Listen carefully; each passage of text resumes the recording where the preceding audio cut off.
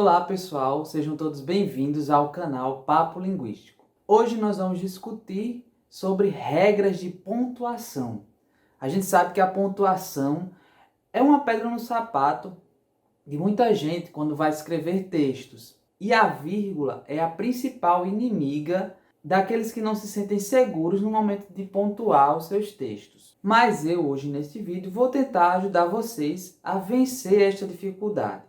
Antes da gente iniciar qualquer discussão sobre vírgula ou qualquer outro sinal de pontuação, é preciso que a gente considere que a utilização desses sinais está relacionada a um código escrito, não está relacionado à fala. Então, os sinais de pontuação eles só vão aparecer na escrita. E por ser um código escrito, existem diversas regras que devem ser utilizadas e a gente vai tentar explicar aqui a maior quantidade de regras possível para que vocês não tenham mais dificuldade na hora de utilizar a vírgula nos seus textos. A primeira coisa que a gente precisa desmitificar é a ideia de que a vírgula é utilizada para marcar pausas na fala. Isso não é totalmente verdade, né? Em alguns aspectos ela vai marcar sim a pausa na fala, mas por conta de estar escrita no texto. Não é todas as vezes que quando a vírgula aparece você precisa marcar com uma pausa. Ela vai estar na escrita marcando algum aspecto sintático. Então, a utilização da vírgula está muito relacionada a aspectos sintáticos do texto do que propriamente dita alguma pausa que a gente tem que pronunciar na hora que a gente está lendo um texto. E como eu disse agora há pouco, a pontuação é um código que serve para facilitar a leitura dos textos.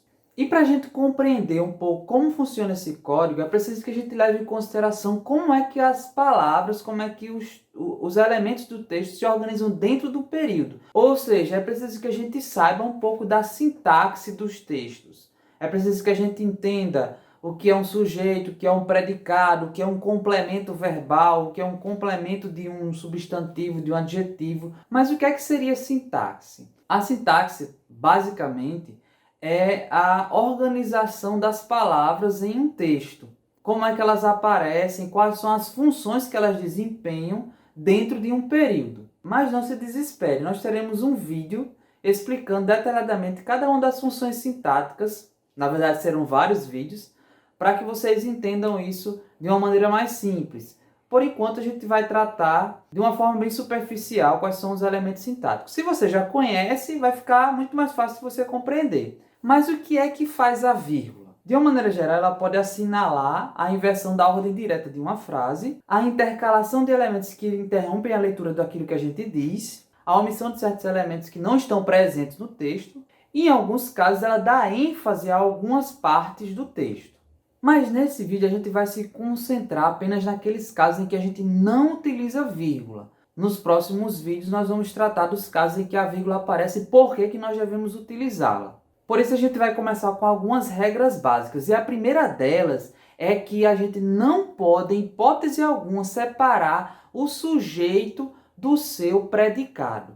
Essa regra é determinada por conta da relação sintática muito forte que existe entre esses dois elementos de um período, o sujeito e o seu verbo, o seu predicado. Então, há uma relação sintática muito forte entre eles e, por isso, eles não podem ser separados por nenhum sinal de pontuação.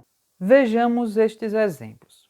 O dinheiro do prêmio é suficiente para abrir 400 lojas franqueadas de famosas marcas de cosméticos, investindo R$ 200 mil em cada unidade.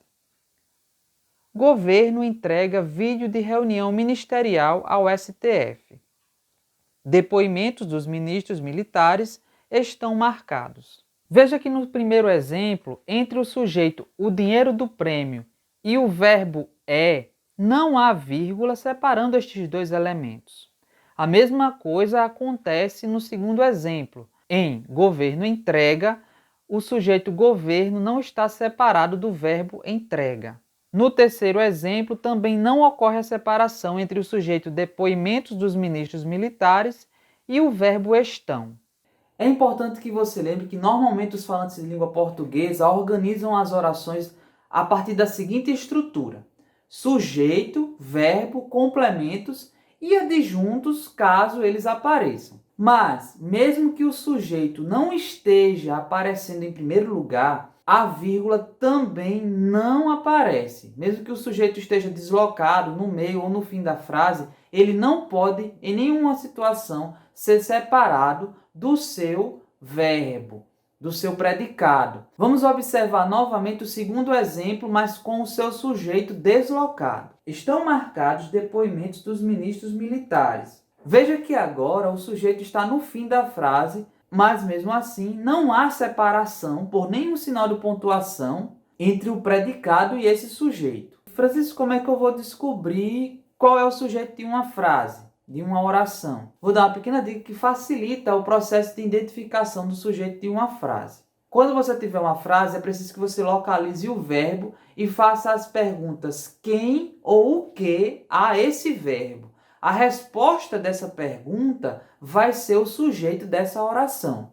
Por exemplo, os depoimentos dos ministros militares estão marcados. O verbo é o verbo estar. Então você pergunta o que está marcado?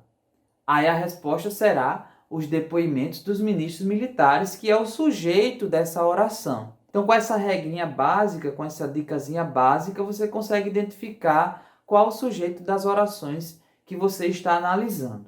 A segunda regra, que também é relacionada ao motivo pelo qual a gente não utiliza a vírgula na primeira regra, é a que a gente não separa os verbos dos seus complementos. Assim como o sujeito e os seus verbos têm um elo sintático muito forte, também a relação entre verbo e complemento vai ser muito forte. Por isso a gente não pode separar o verbo dos seus complementos com nenhum sinal de pontuação.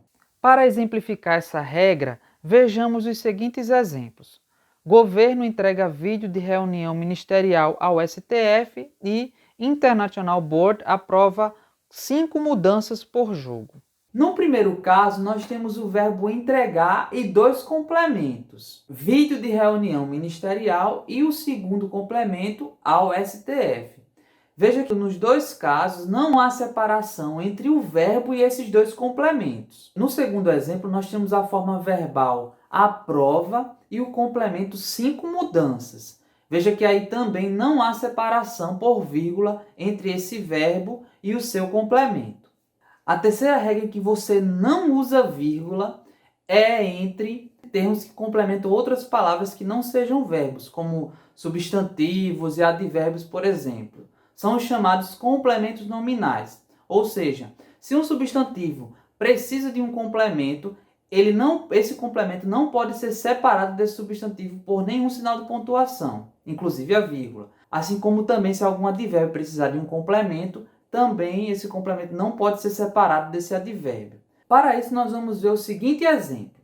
Assim, o município publicou um novo decreto que, além de revogar o anterior, que flexibilizava as medidas de isolamento social, dispõe sobre a recomendação do uso de máscaras de proteção facial de fabricação industrial ou caseira, confeccionadas de acordo com as orientações do Ministério da Saúde para a população. Podemos retirar desse trecho 2 exemplos. O primeiro é o substantivo recomendação, que tem como complemento a expressão do uso. No segundo exemplo, nós temos a palavra uso, que tem como complemento a expressão máscaras de proteção. Veja que em ambos os exemplos, tanto entre recomendação e do uso, quanto em uso e máscaras de proteção, não foi empregada a vírgula. Por quê? Porque tanto do uso quanto de máscaras de proteção são complementos de recomendação e uso, respectivamente. Por isso, esses termos não podem ser separados por vírgula. A quarta regra, onde a gente não emprega vírgula, é entre nomes e termos que restringem, qualificam, especificam ou delimitam esses nomes. Então, se você tiver um substantivo e um adjetivo que está qualificando, restringindo ou especificando esse substantivo, você não pode separá-lo por vírgula. Para a gente entender essa regra, vamos voltar a um trecho do exemplo anterior, que diz assim: assim, o município publicou um novo decreto. Observe que a palavra novo está qualificando a palavra decreto, e por isso não pode haver uma vírgula entre essas duas palavras, já que o adjetivo novo está qualificando o substantivo decreto. E a quinta e última regra, que determina que nós não devemos usar vírgula em adjuntos adnominais quando esses adjuntos aparecem no fim da frase, no fim da oração, que é a ordem normal em que eles devem aparecer, como eu falei no início do vídeo. Nós temos, na maioria das vezes, sujeito, verbo, complementos e adjuntos. Como esses adjuntos normalmente aparecem no fim das frases, se eles aparecerem assim no fim das frases, eles não são marcados com vírgula. Não há vírgula antes deles. E aí nós vamos voltar a um dos exemplos anteriores. International Board aprova 5 mudanças por jogo. A expressão por jogo que aparece no final da frase é um adjunto adverbial que indica a noção de tempo, de frequência, em que essas mudanças vão acontecer. Então, pessoal, nós vamos ficando por aqui com mais um vídeo e eu espero que vocês tenham gostado. Se vocês gostaram, se inscrevam no canal, ativem as notificações e deixem seu comentário. Até o próximo vídeo.